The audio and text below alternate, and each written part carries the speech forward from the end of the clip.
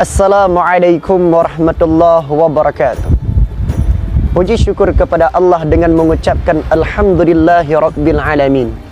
Berselawat kepada Rasulullah dengan mengucapkan Allahumma salli ala Sayyidina Muhammad wa ala alihi wa sahbihi ajma'in. Hadirin para pencinta dakwah yang dimuliakan oleh Allah Subhanahu wa Ta'ala.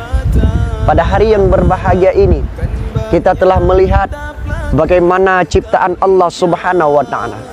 Allah menciptakan laut yang begitu luas dan daratan yang begitu indah dengan hiasan perpohonan yang begitu hijau.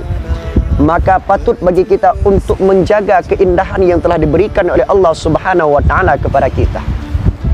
Maka keindahan tersebut akan terjaga bila kita selalu bersyukur kepada Allah Subhanahu wa Ta'ala. Maka Allah Subhanahu wa Ta'ala berfirman dalam surat Ar-Rum yang artinya, telah datang kerusakan di lautan dan di darat disebabkan ulah daripada tangan manusia. Maka Abu Bakar As-Siddiq pun mentafsirkan ayat tersebut, yang mana daratan itu bagaikan lisan manusia dan lautan yang begitu dalamnya diibaratkan seperti kalbu hatinya manusia. Maka bila dalam kehidupan kita tersebut lisan kita tidak pernah mencaci orang lain, lisan kita tidak pernah berbuat fitnah terhadap orang lain, keindahan dunia ini, keindahan dalam kehidupan ini akan rasa indah dan akan rasa bahagia yang kita dapatkan.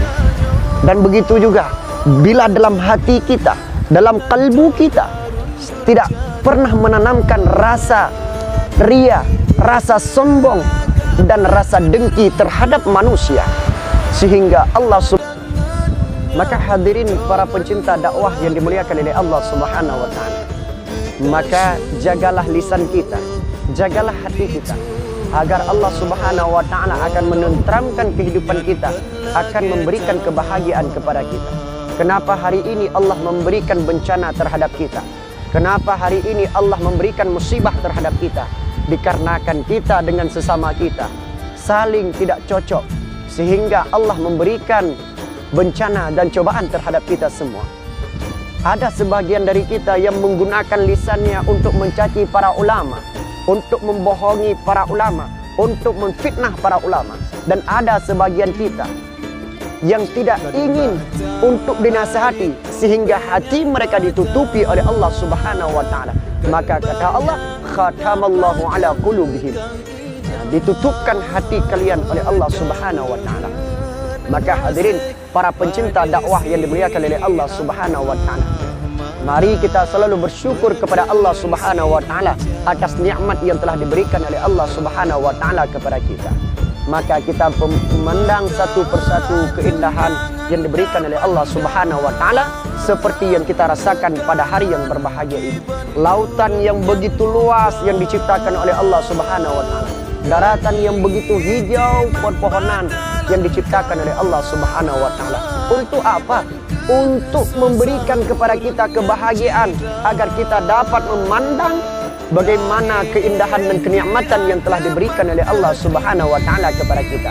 Maka hadirin para pencinta dakwah yang dimuliakan oleh Allah Subhanahu wa Ta'ala, di dalam kehidupan kita yang intinya kita selalu bersyukur kepada Allah Subhanahu wa Ta'ala. Perbuatlah apa yang diperintahkan oleh Allah dan jauhi apa yang sudah dilarang oleh Allah Subhanahu wa Ta'ala dan dilarang oleh baginda Rasulullah sallallahu alaihi wasallam. Akhirul kalam, wabillahi taufik wal hidayah. Wassalamualaikum warahmatullahi wabarakatuh.